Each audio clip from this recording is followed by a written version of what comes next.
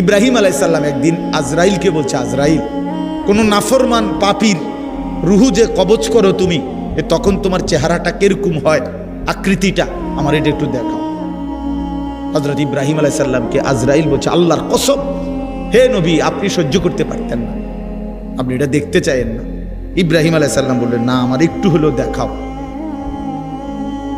তো আজরাইল এই বিভৎস আকৃতি, মানে নাফরমানের জান কবজ করার সময় উনার যে চেহারার আকৃতি হয়, এই চেহারাটা ধরে ইব্রাহিম আলাইহিস সালামকে দেখাইলেন। বিশ্বাস করেন, এই কিতাবে আছে, ইমাম কুরতুবীর কিতাব। ইব্রাহিম আলাইহিস সালাম একটা চিৎকার মাইরা বেহুশ হয়ে গেছে।